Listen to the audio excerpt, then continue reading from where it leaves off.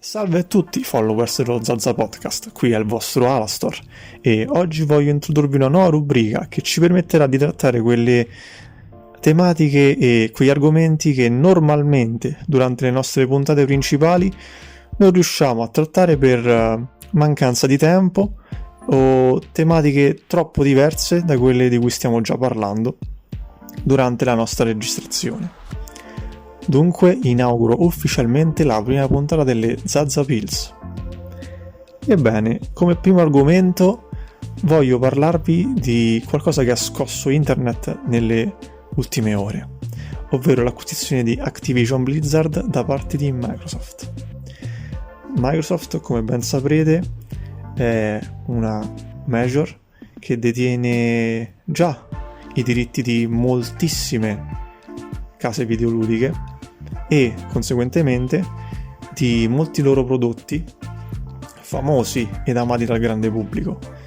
Essa infatti detiene già i diritti di case come Bethesda e quindi dei suoi prodotti più famosi, ovvero la saga di Fallout e la saga di Elder Scrolls, tra l'altro casa di produzione acquisita lo scorso anno e già da molti anni i diritti di altri titoli molto amati quali Half-Life e la saga di Halo. Dunque non dovrebbe stupirci se la grande Microsoft ha inteso acquisire un'altra casa per ampliare il proprio parco titoli, privando altresì la rivale Sony di alcuni dei suoi prodotti più amati ed iconici nel corso degli ultimi anni. Difatti, Activision Blizzard detiene ovviamente i diritti e lo sviluppo di giochi come World of Warcraft, che però faceva già parte di Sony. E lo stesso discorso bisogna che si faccia anche per StarCraft e Diablo. Mentre Overwatch, che era sempre prodotto dalla Blizzard, era riuscito a vedere la luce anche su PS4.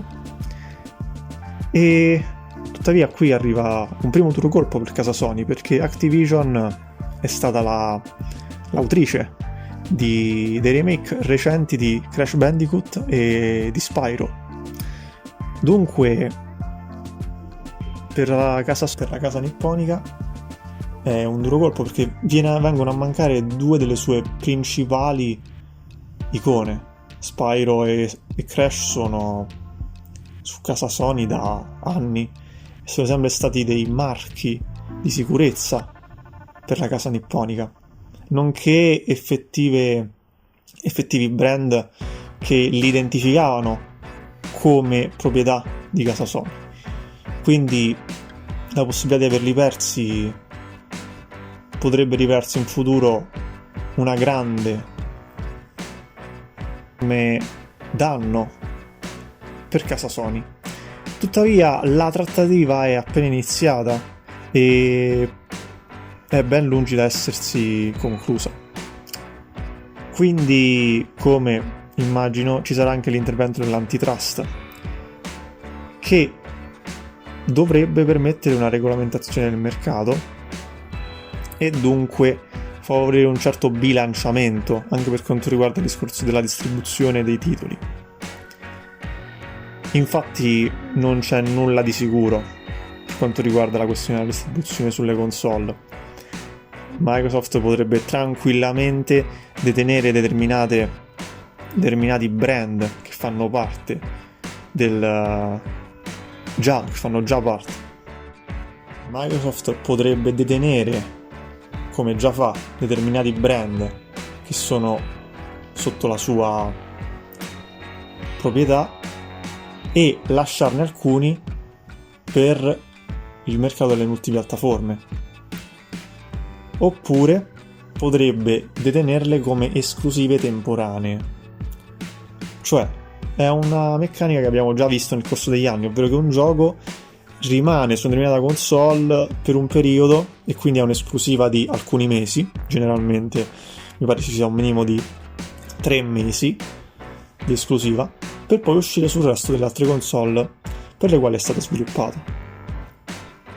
quindi questo rischio di non poter giocare a titoli che amiamo da anni sulle console del futuro dovrebbe essersi attenuato già sotto questo punto di vista. Tuttavia ho una domanda per voi, ascoltatori dello Zazza Podcast. Come vedreste effettivamente se un titolo come Crash o Spyro diventasse un'esclusiva effettiva di Microsoft e quindi fosse necessario acquisire un prodotto di casa Microsoft oppure un PC in grado appunto di poter supportare questi determinati giochi? Penso che il rischio sia comunque appunto relativamente basso, come vi ho detto poc'anzi, ma ci terrei a sapere la vostra. Detto questo, io vi saluto, vi ringrazio per essere giunti fino alla fine di questa breve puntata e ci vediamo alla prossima. Statemi bene, continuate ad ascoltare lo Zazza Podcast e let's rock!